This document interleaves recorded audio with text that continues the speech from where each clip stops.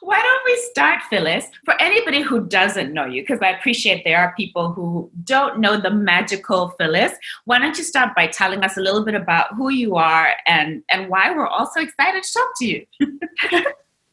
Sure. So my name is Phyllis Mugadza. I am a current junior at Yale University. That means I'm in my third year. I actually just finished my third year. And I was born and raised in Harare, Zimbabwe. So up until the time I moved to the US for college, that is where I was born and raised.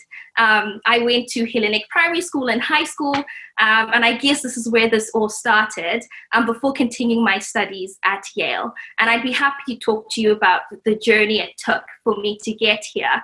And I guess just sort of to provide a little bit more context before this interview that I thought would be relevant. In 2013, which was when I was 15 years old, about to start my O-level year, I did lose my mother, my biological mother. And I guess the 7 years from that time until now, I would say is, I guess, where the fan club began, I guess where, a lot of people began to sort of, I'd say, I invited a lot of people to my light, and it's when I started engaging with a lot of people and where I guess all the achievements started coming from. So if there's anything I'm hoping a lot of people can get out of this is, a lot of what my mother taught me did stick with me, and it has gotten me to where I am today. But as well as, again, it took a village. All my mentors, all my teachers, my professors at Yale, all the mothers that I gained, all my aunties, that really helped me get to where I am today. And I'd be really happy to speak to, all the moms out there. Definitely thank you so much for all that you do. We are who we are because of you. We are as strong as we are because of you. And, to all the students, I'm also here as well to, be a resource, and definitely feel free to connect with me after this interview. Phyllis, did you always know that you wanted to go to an Ivy League university? Was that part of your plan? Sure. So to be honest, I did know that I was going to pursue some sort of higher education. But there's kind of a funnel, I think, growing up in Zimbabwe to, look towards going to South Africa, England, or Australia, just because the systems are very similar. But it wasn't until I was able to do a summer camp offered by Yale University called the Yale Young African Scholars that I was able to start learning about what it was like to be a student in America. And after that opportunity, I thought it was very important for me to study at a liberal arts college because I knew that I always wanted to do some form of applied science. And I always knew at the back of my mind that I didn't just want to be a scientist. I knew there was just a lot more to learn. And so learning about something called the liberal arts, where, I could be an engineer while at the same time explore all these other ideas that I was interested in but couldn't yet articulate. I then discovered that, all the passions that I'd been preaching about growing up was all embedded in a discipline known as anthropology, for example. And being an African woman, growing up in Zimbabwe, I think the liberal arts was extremely important for me in terms of decolonizing my mind and, deconstructing a lot of these oppressive structures that, are sort of at the back of your mind that you're not always aware of. And that's really unlocked, a power in me that I didn't know I had. And I definitely wouldn't be where I was if it wasn't for me studying STEM at an institution rooted in the liberal arts. It happened to be Yale because after I went through the Young African Scholars Program, I did the Yale Young Global Scholars Program. So both of these are high school programs that are offered by Yale University. And it's a chance for you to get to sort of explore what it would be like studying at an American institution. This was my first time visiting this campus. And after interacting with the faculty there and getting to explore this campus and learn more about this idea of the liberal arts, Yale became my top choice, and that's how I found myself here. So let's back up and talk about if someone is interested, how do they find out information about how to apply to these programs that will help them get this experience?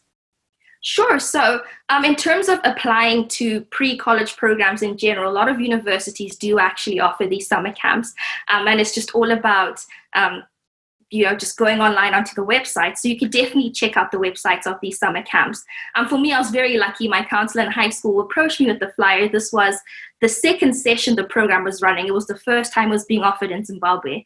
And I just decided to apply. And I didn't even know what any of it meant until I actually arrived at the program.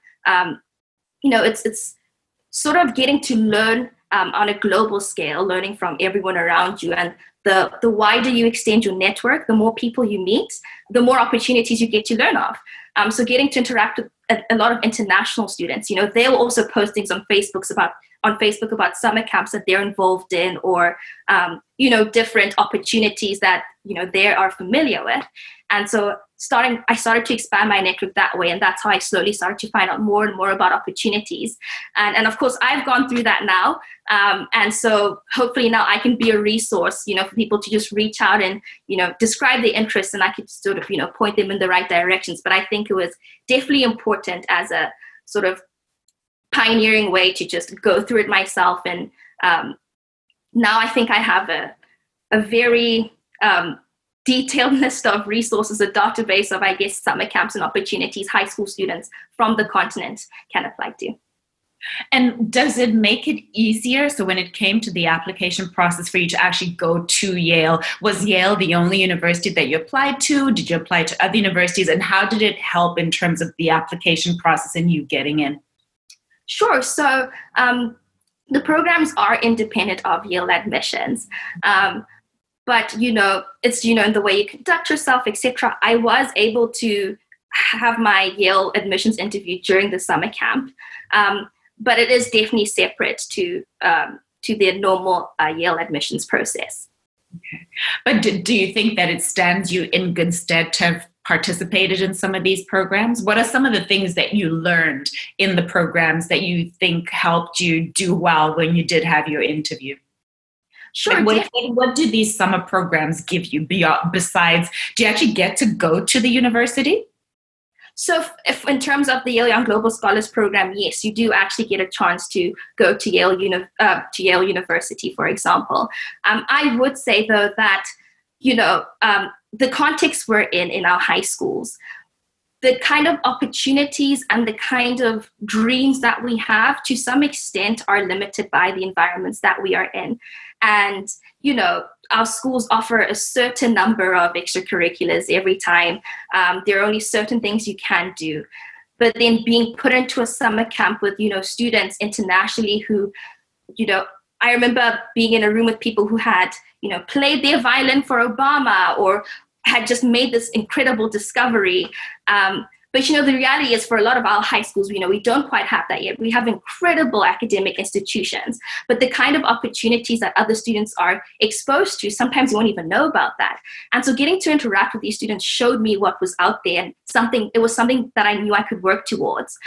It also just helped just change my thinking generally to see, I'd say, what, these gaps in our education system, these, lack of opportunities that we aren't exposed to. I began to see those gaps as opportunities. And so it taught me a lot about taking initiative. So for example, my high school is pretty new. It didn't have a debate club yet. I took the initiative to actually start the debate club.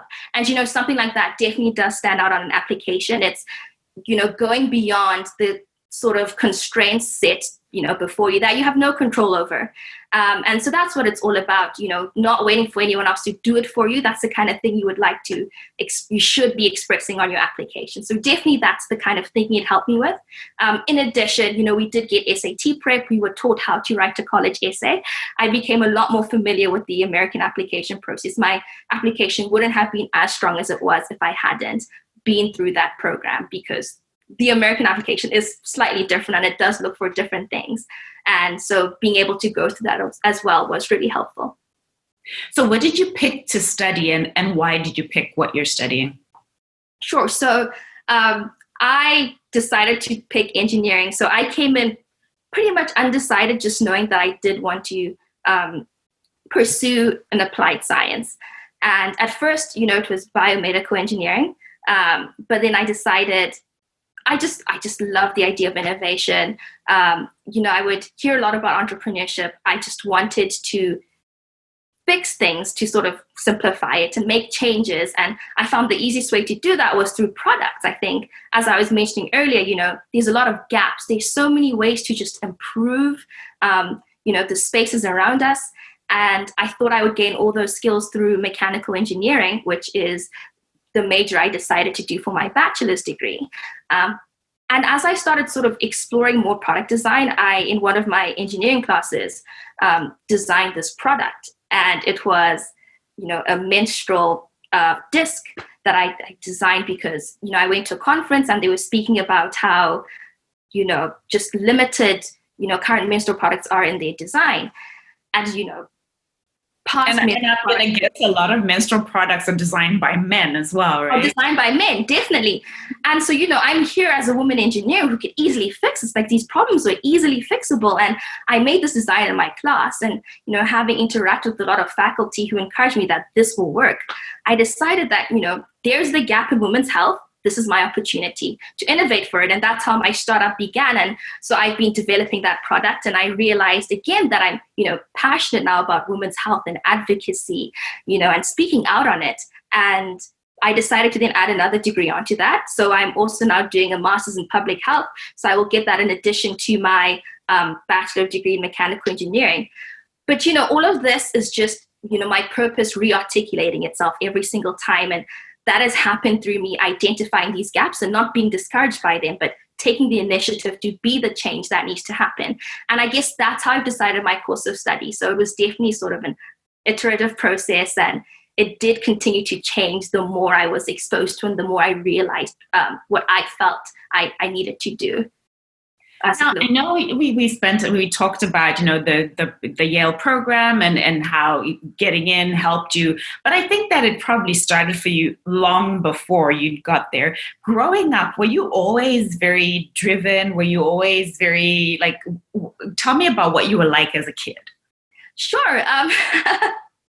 So to all my aunts watching this, oh dear, don't write anything in the comments section. Aunties who are watching, tell us. But I definitely think it did start with having a role model such as my mother. So, growing up, it was just watching her. She never really put this emphasis on me to just always achieve. That's something that eventually came with it.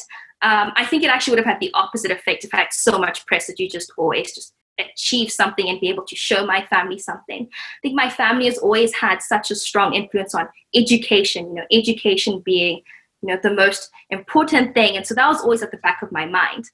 But growing up with my mother, she exposed me to all these other areas I knew I needed to grow, which 7 years later has carried me through. So for example, I don't know if she was allowed to do this, but she would take me with her to her office from a very, very young age. And her office was surrounded with different posters with titles I didn't even understand yet. So for example, financial literacy and business etiquette and all of these sort of, steps on how to do this and that and just develop yourself as a person. And although I didn't know what it meant at that time, it was always at the back of my mind that, there's something called financial literacy that I need to be aware of, or public speaking. It's kind of like when you're walking through your grandma's house and you just always look at these inspirational quotes and you can't forget, God grant me the serenity, It's just, you just remember these things. And so just the kind of things she'd always have stuck on a wall were, different lessons. She wasn't aware that I was taking them in and reading them as much as I was, but that's what I was doing. So it was the posters, it was her walking me through her workplace. There were times she would actually allow me to respond to emails for her just so she could teach me how that was done and how, this is important. These are ways to communicate professionally. And I think the greatest thing she instilled in me, though, is the courage to be able to ask questions and to not be intimidated by people who are, older than me, because at the end of the day, they're going to be, the greatest resource I could ever have. And so at her office, if there was, questions she wouldn't be able to answer, she would send me to so-and-so on the second floor. And although I'm scared, oh, you're not going to come with me? I'm scared of talking to grown-ups. She's like, you figure it out, by yourself, be polite. You learn this at school. And so just now for me, not having the fear to be able to ask questions to anyone. I mean, no one my age really is going to, take me, to where I need to go in terms of resources and in terms of what they've achieved in life. And, even coming to college now, I am not intimidated by stating my professor's emails. I have gotten to where I am today and have received, mentorship, pitching my startup, getting all these investors interested in funding my startup because I have been able to approach, people with the very big names. I haven't been afraid to speak to people older than me. And that is because of those days she would just literally walk me through her office and, expose me to these different things. She would also tell me that, I was a leader and I had leadership potential and, capability before I even knew what it was. So by the time I got to high school, whenever there was a call to leadership, I just felt, the need to take on that position because, like, you have leadership potential. This is your opportunity. And so it was definitely those lessons, and I carry them with me now. It is such an important skill to have in college, to not be afraid to, humble yourself, ask questions. And yes, we're taught to respect our elders. Definitely, please always do that. Carry the respect you're taught in high school with you to college. I've had a professor want to mentor me just because of how respectful I was, the basic things we're taught in our high schools. And, just because I wasn't afraid to approach them. And so those are the encouragements I got growing up. And it started then, and it's definitely taken me to where I am today. And so what's been the biggest surprise for you being at Yale? Ooh. Besides the really cold weather, I would say, there's definitely a lot of surprises. The cultural shock does definitely set in. I think for me, it's really realizing just how wide the gap is between, students who have the opportunity to go to Yale and, students at other universities. It's not so much the fact that, not everyone is talented enough to get to Yale. It's just the access to the opportunity. And that's definitely been a gap I've been trying to bridge in any way possible, which is why I did get involved in being a recruitment coordinator at the admissions office. Talent is widespread on our continent. So is the opportunity. It's just a lot of people don't really get to hear about it.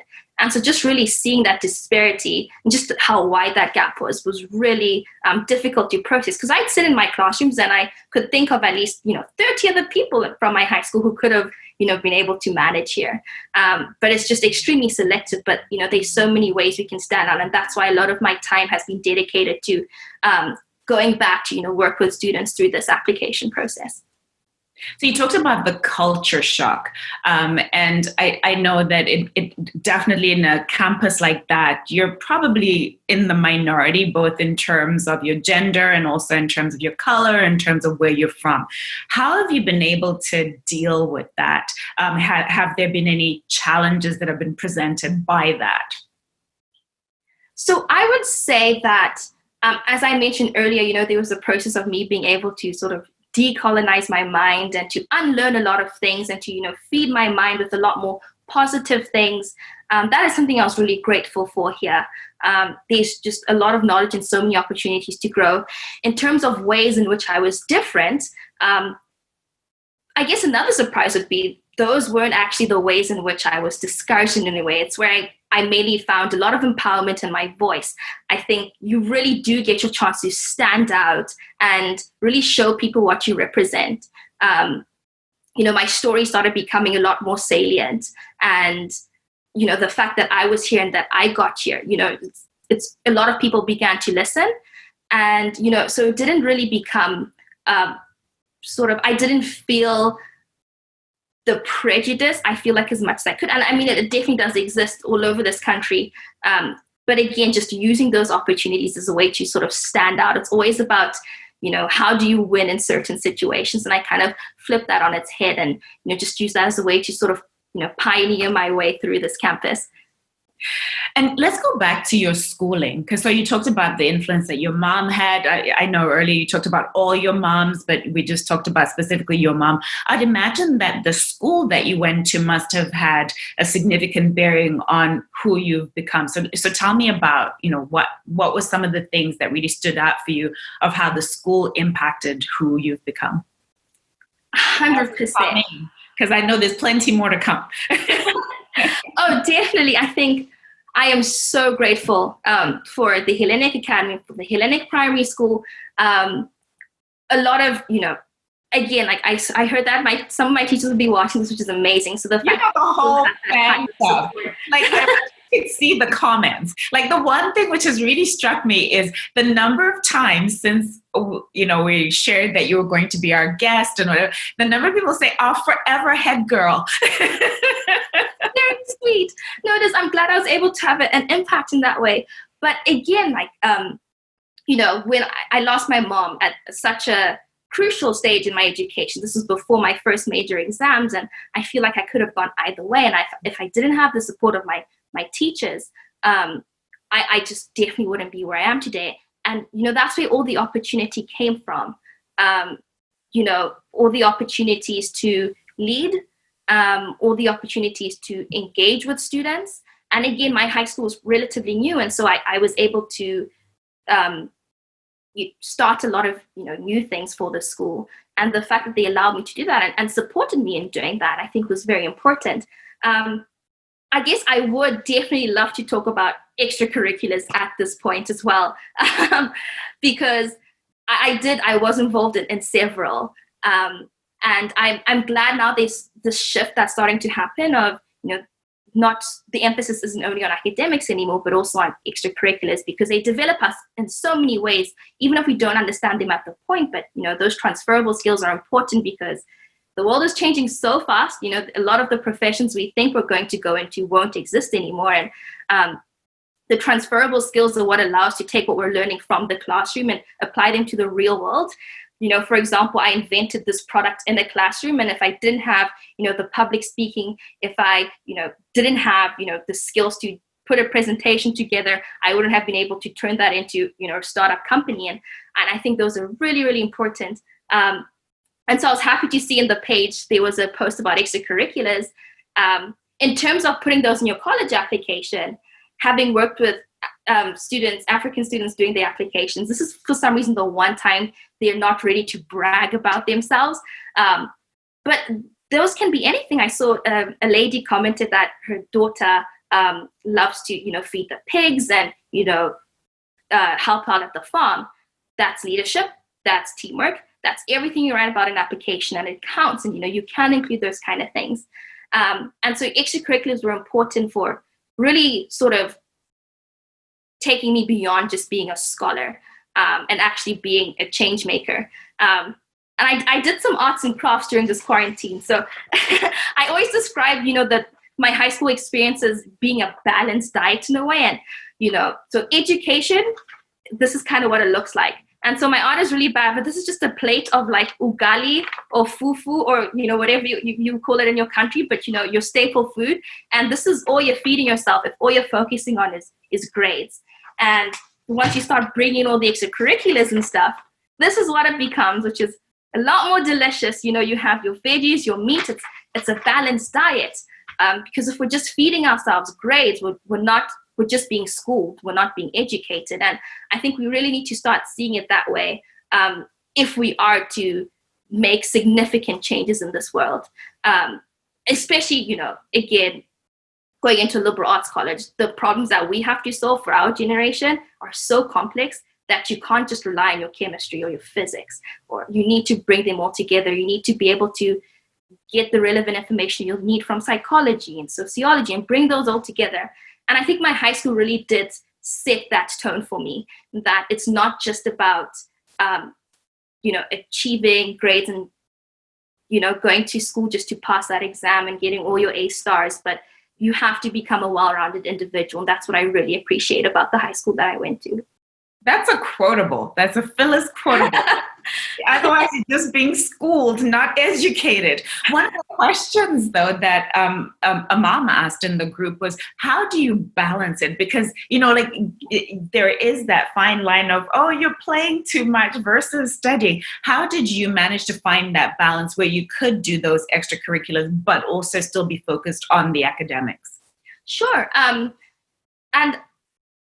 I guess I would also speak to managing a social life. I did have friends as well and all of that. And I think what I was able to do, and it's something I do now in college as well, is my extracurriculars are my social life as well. So a lot of the friends I'm in extracurriculars with, they're the friends I also probably hang out with outside of classes as well. I think extracurriculars are also a way, for you to maintain community. And so, the culture shock wasn't as bad because I could just find where all, the debaters were on campus because, I've been doing that. And so it can really provide you with a lot. So, you have to make time for it. I think at the end of the day, it's important to know that your books and your studies and your education comes first. Education gives you access. That's what will make you credible. That's how people start to listen to you in the first place. And so it was important to put that first and focus on that. I actually done a lot of time management skills. That was another poster that was up on my mom's wall, is managing your time wisely. If I didn't know that I was capable of sort of juggling everything, I don't think I would have taken on as many extracurriculars as I have.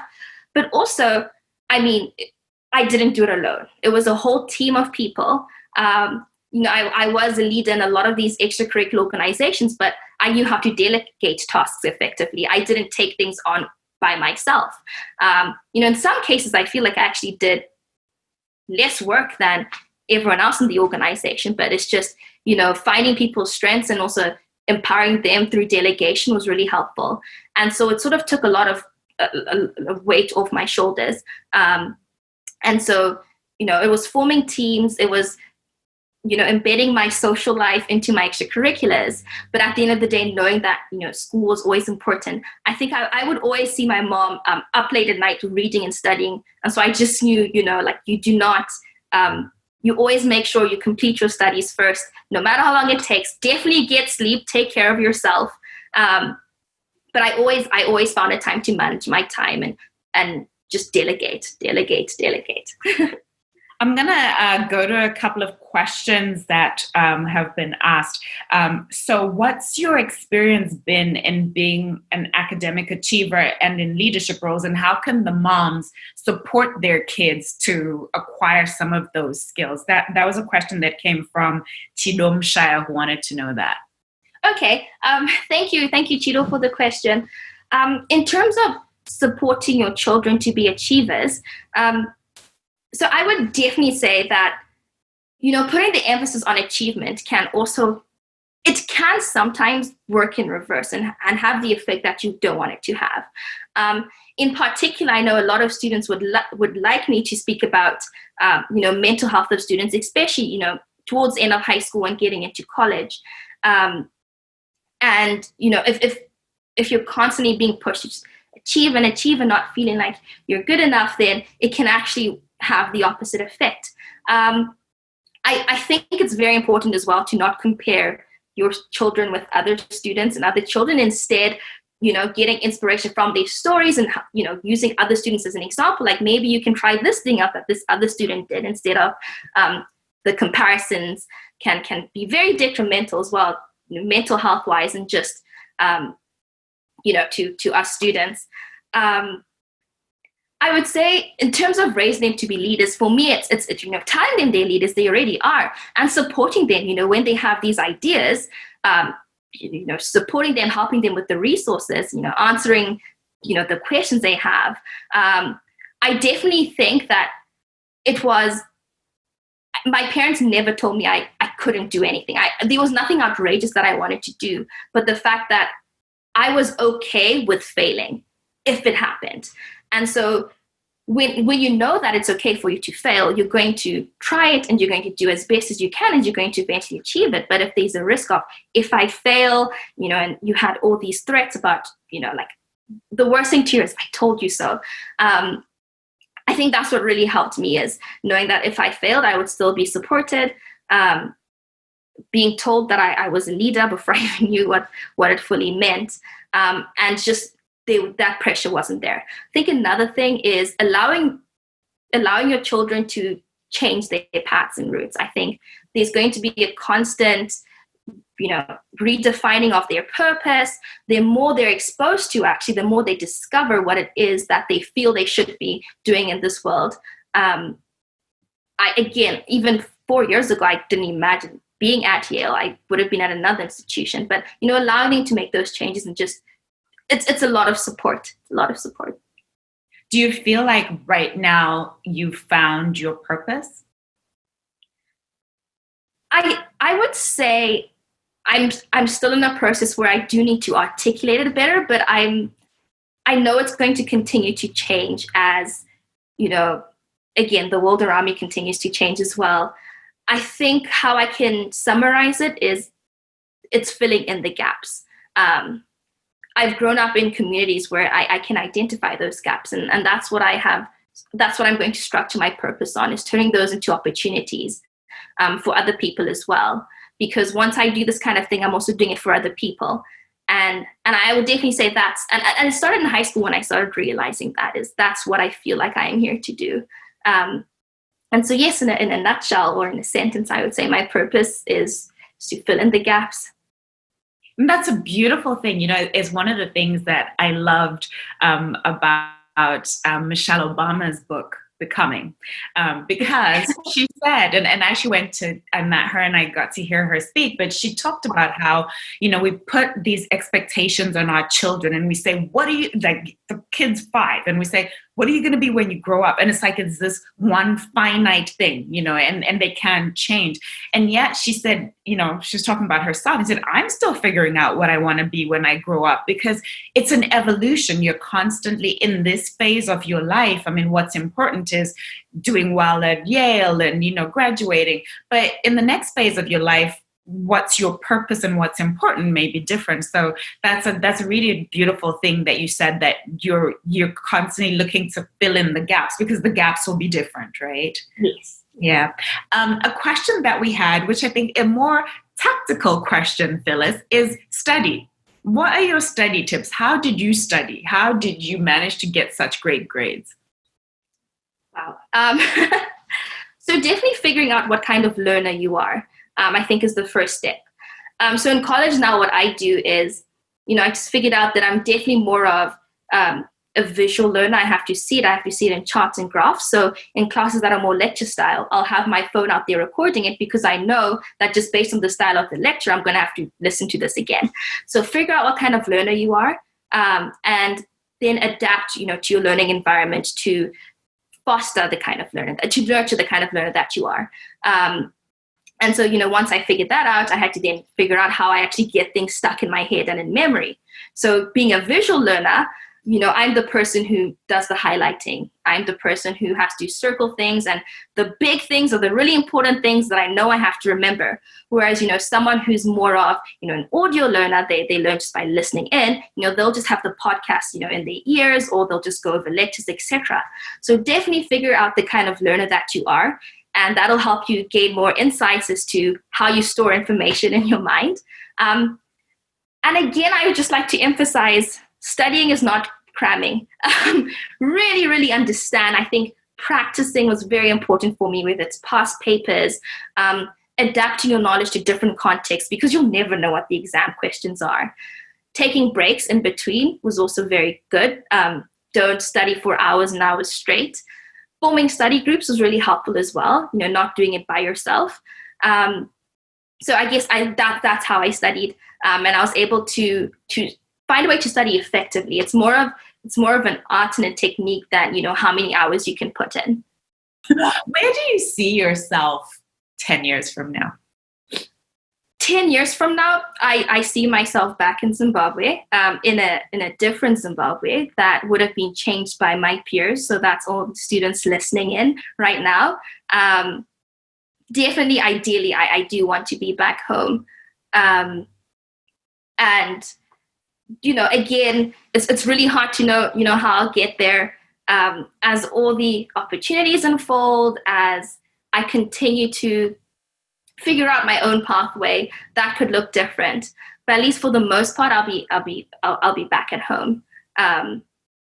Things that I would like to continue with is definitely further study. I'm thinking of applying for PhD programs. Again, more credibility, access. I just love learning in general as well. And hopefully a clearer, more defined purpose and path will come from that. I do want to get involved in helping out as much as I can. So I probably won't be in admissions at that point, but I will still be able to engage with students who are, going through these summer camps as an ambassador and alumni for the program. I still want to work with them to really just, empower students to also, achieve these things. Once we do it, it becomes clear that other students can do it. And so those are definitely the kind of things that I want to continue with. So you talked a little bit earlier about this product that you invented and doing a startup. Tell us about that. Where is that at? Where do you see it going? Sure. So we're definitely still in the process of patenting it, and just so I don't get into trouble with our intellectual property advisors and lawyers, I won't get into too much detail about how it works. But definitely, we have developed a prototype. We're going through a summer accelerator, an incubator, starting June 8th to develop it, and we're hoping to launch by the end of the summer. So you're literally almost at the point where you're ready to launch. We're almost at the point where we're ready to launch. We have been developing this for about almost a year now. And so we're almost there. So be on the lookout, everyone. I think right now, the big thing is, just how we're going to tell the story of this product. We're trying to make it as universal as possible. When I was designing it, I had, my country in mind, whereas it'll look different for, someone middle-class American using it. So I was designing for, my context, but knowing how to, apply it to this, this bigger world. And so that's what's been taking the longest is, the branding and the storytelling and how we can convince people to switch to a product like this. But we are hoping to launch by the end of the summer. And what support have you got? Was the support that you got through Yale, or how did you get to the point where you are pretty much almost close to launching a real life product? Sure. So the support was definitely through Yale. I'm very fortunate to be at a university that has all the resources to have taken me from, a product that I developed in one of my engineering classes to a startup. I didn't really know too much about the business side of things. But again, transferable skills, I was able to pitch it for the first time. And that's when, I started getting a lot of people interested in funding this. And so, with funding, you're able to take something to higher levels. But Yale has been such a big part of it. All my mentors, all the OBGYNs I've been working with are all at the Yale Medical School. It's just, accessing and tapping into all the resources of this campus, sending a lot of emails, asking to talk to a lot of people. And, every person you meet with, you have to ask them for at least 3 more people to meet with. You ask them for 3 more names, and that's how you keep on going and spearheading this and turning it into an even better product. So it definitely takes time, but you constantly have to be asking questions and learning more and more to make, at the end of the day, the best possible product. So Yale has really helped me in that. All the resources I needed were just in this one centralized location. So I know you're super busy with class, very separate sets of classes with 2 different degrees. You have a startup that you're working in. What do you do to relax? How do you relax? So definitely extracurriculars, again, since high school, that has been my time to relax. What are the extracurriculars that you've got yourself into at Yale? So at Yale, again, there's this emphasis in college to try new things. I joined a Polynesian dance group. I just started joining dance groups. I needed someone to yell at me to exercise, so I joined Yale Triathlon for my first year, which is really fun. So I did a lot of out-of-the-box extracurriculars just to try new things. I joined a lot of engineering extracurriculars. So I was in Intelligent Vehicles, which is a group where we design autonomous robots. So I did that for a little while. I became a tour guide at Yale, which is great because it sort of allows me to, just express just how grateful I am for being here and all these opportunities, and gratitude in a way is a great sort of, mental relief, and it's a way to reduce a lot of, stress and anxiety. I joined my college board councils as well. So my dormitory, we call them colleges here at Yale. So I used to design the merchandise, something that wasn't too hectic. And yeah, so it's just a mixture of community service, sports, and just things related to my major as well. I also just started attending a lot of conferences. I started focusing a lot on, mental health as well. There's a lot more conversations about it here. And so, meditating, going on retreats, going on walks, a lot of that is emphasized here. So I do get a chance to take a break. What would you say to someone, a young person in Zimbabwe who's looking at you and who's aspiring to go to whatever the university is? I'm from Columbia, so I'm not going to say Yale. I am. What would you say are the key things that they need to do to prepare themselves? Because like you said, it is a culture shift. It is different in so many ways. What are the things they need to do to prepare themselves for that? Sure. So I would definitely say in terms of, your application, just to sort of ease the anxieties a little bit, don't worry, you'll never be compared to a student who went to an American high school where, they were exposed to all these great extracurriculars. They'll always evaluate you based on your context and, what you did in your community and how you changed it. And so there's a lot of ways you can stand out in that aspect. In general, you're just trying to find a balance of three things. You want to prove to them that you can work in a team, you have leadership potential, and community service. Giving back is always really important. Application materials aside, I would say good practices to start now in terms of branding is Googling yourself. Really be conscious of what your image is on the web, bearing in mind that a lot of your social media posts will come up in a Google search of yourself, and you will never know who Googles you. It's always people's first instinct because they're probably looking for a LinkedIn. They'll just Google your name. And a lot of, us African sons and daughters have very unique names. You would probably be the only one appearing in that search. So being conscious of how, you're branding yourself on your social media and you're just making sure all of that is taken care of. So that's one thing I would say. The other thing is, again, don't be afraid to ask questions. There's a lot of us out there who have been through this experience. Feel free to reach out to us and, ask for our help in any way that you can. So yes, definitely focus on, the branding aspect of it. Map out your resources. I think right now in quarantine, we have a lot of time on the internet. Use that to learn a new skill. A lot of universities right now have open classes and programs that are open. Mm-hmm. Another big thing is take initiative. Don't wait for someone to come and change things for you or start something for you. That's your high schools are the best training grounds to start creating new things because that's what the real world will be like for us anyway. We can't keep depending on, other forms of help. So just developing these small practices, I think, will definitely get you to where you need to go.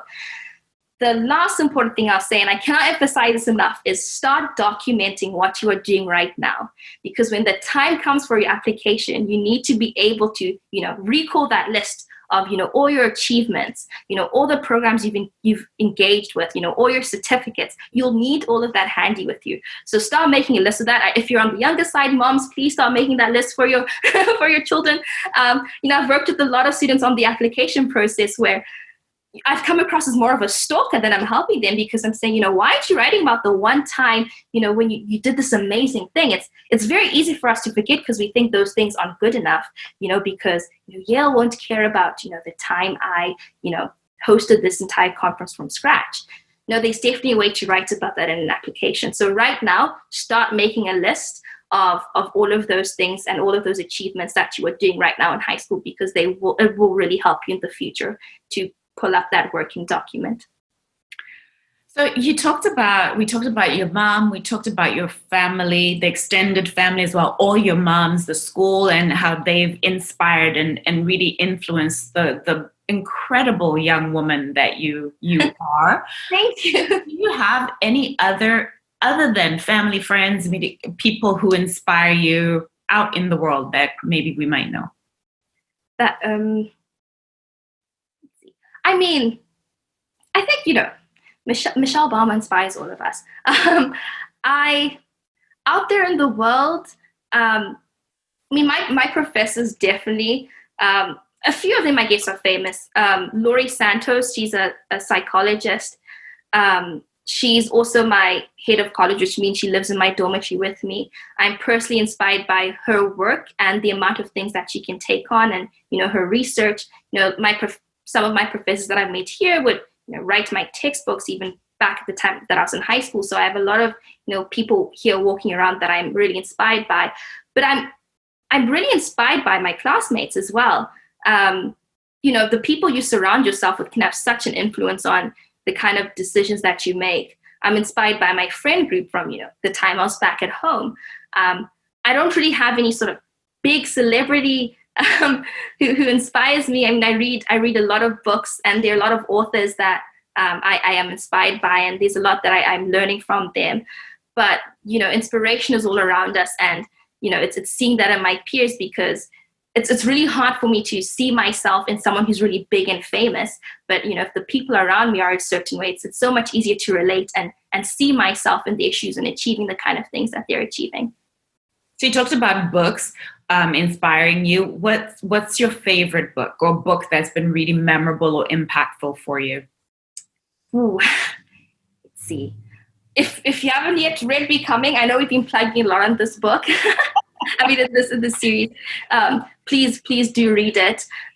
We have this interview where the forever head girl is fangirling over the forever first lady.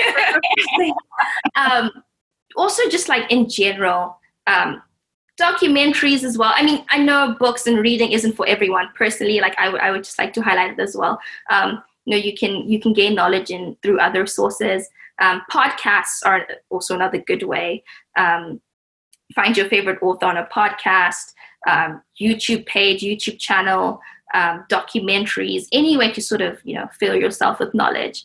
I did see some comments saying, my daughter doesn't read it, and that's honestly okay. It is. There's so many other ways to, they will eventually do it, but, it's not for everyone. But so it's interesting. Currently, I'm reading my friend's grandparents' autobiography. Which is interesting, simply because in the near future, I have started drafting a script for a documentary. My country has faced so many changes in the past 3 years that I've been here, and I've been able to write a lot of articles about it. And I took a filmmaking class last semester, and a lot of it was reading people's biographies and autobiographies, and so currently that's what I'm reading. It's, I just want to learn ways to help people reimagine, and different ways of portraying knowledge in a way that can cause effects on people. And so that's what my current read is. The grandparents left a biography of their lives, and I was just really interested in learning more about that structure. That's what I'm currently reading. When you're ready to make your documentary with your screenplay, I know an amazing documentary filmmaker who's from Zimbabwe, who's just kick-ass. I'd love to meet them.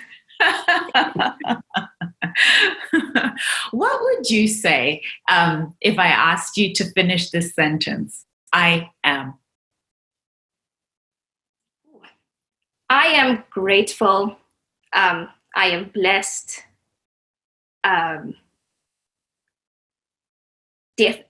Definitely I am grateful. I am blessed. Grateful because, again, wouldn't be where I am without all the help I received along the way. Yes, it was a huge loss to lose my mom, but I gained so many more people in the process, and so I'm extremely grateful. And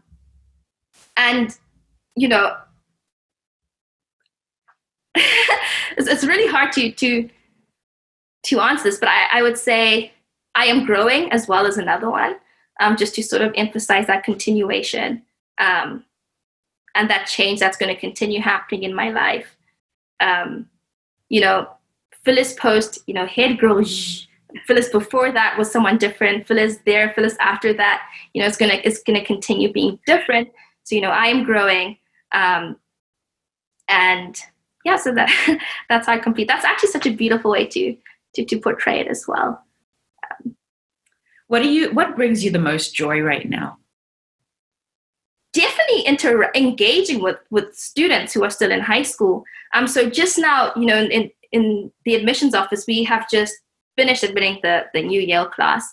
And so, a lot of students who were applying to America, a lot of them are still, incoming first years, incoming international students. That's my favorite thing to do. At least 4 hours a week I spend with each student during the application season, working with them on applications. And during this time now, it's simply talking about, my experiences in college and, how I can help them and connecting them to resources. I find so much joy in that, in interacting with students who, were where I once was. You're an incredible gift to the world. Like I have to say that I didn't, because I didn't know you before, and it was just fascinating to me the level of excitement. When we said that you were our guest, and having had this wonderful opportunity to chat with you for the last hour, I see and I truly feel that you are someone who is a beacon of light, a beacon of hope for us as a country, our home country, we're both from Zimbabwe, but also as a continent, like to see that as African women, this is the power that we can have. Like I'm so in awe of you. And I just know that whatever it is that you choose to do in life, Phyllis, you'll be incredibly successful and make an incredible impact in this world. And I am so grateful to have got to meet you. Actually, could you share with us, for any moms who have children who are wanting more information or wanting to get in contact with you, how can they get in contact with you? Sure. So right now, I live on my email. There's a point my social media did become a little bit overwhelming. There's a lot of messages I'm still trying to filter through, but definitely please feel free to reach out to me by email, and we can find the best way to connect and schedule a time to call. So my email address is my first name dot my last name at yale.edu. That's the email I check regularly. So please feel free to be in contact with me. I'd really love to hear from you. And I guess one last thing I would share, I was looking at after the post was released, one of the comments was a question. Someone wanted to know, what are some of the things that I wish, growing up was done differently, or and I would say, I think back again to, a topic that's not really discussed as much as, we would hope it would be on the continent is, mental health. Coming to college for me, and I understand, there's a lot of excitement surrounding it, it's Yale. But there was a point where I did feel like I did shut down a little bit in terms of communication with my family. And I felt that was because, times that were meant to be used for check-ins and phone calls became, there was that emphasis on achievement that I was alluding to earlier, that, so what can you tell us? What have you achieved? What have you done this week? And, you can't do that every single week. And I felt like, unless I had something to say, then like I couldn't be, in communication with them as much. And so I, as a result, shut down. That was my reaction to that. I didn't know anything else to do. And, again, it's, your children who are high achievers, they will eventually, get to these institutions. And, I just wanted to emphasize that, yes, at Yale, people can be sad and can struggle. I think one of my family members once said to me, but you're at Yale, I don't see why you should be sad about this thing. And, it can sort of set you, it can sort of build a gap between you and your family in a way. So, forms of support, if you're trying to raise achievers, guaranteed an African child will always be an achiever. I would just say, instead of, defining what that achievement for them should be, allow them to discover that. And, there's people along the way to help them with that. We are here to mentor them in our capacity, link them to resources. But I think that's definitely the way to go about it, instead of, setting the criteria for your children. Beautiful. I truly don't know what else to say. Okay, so now we have to fulfill a promise that I made to Cleo, because fun. Cleo actually just wrote something which is really beautiful. She said, I remember in your head girl speech, you mentioned your helpers, your gardeners, your aunties, and how they were a support. And I was so touched. And you even introduced them and honored them. Beautiful thing, Phyllis. What a beautiful thing, hey? What a beautiful thing. Okay. And then she said, please don't forget to acknowledge them again, because most moms overlook how our helpers are our kids' main support. And they always need to be acknowledged and appreciated, right? Definitely. So my maid and my gardener, Simba and Irina, they came to watch my head girl speech. I asked them to come because they had to be there. I wouldn't be standing on that stage if it wasn't for them. We spend the most time with them. A lot of the times, they're the ones, wiping the tears, or, they're the ones feeding us. We engage in so many conversations with them, and they teach us a lot more than, we actually realize.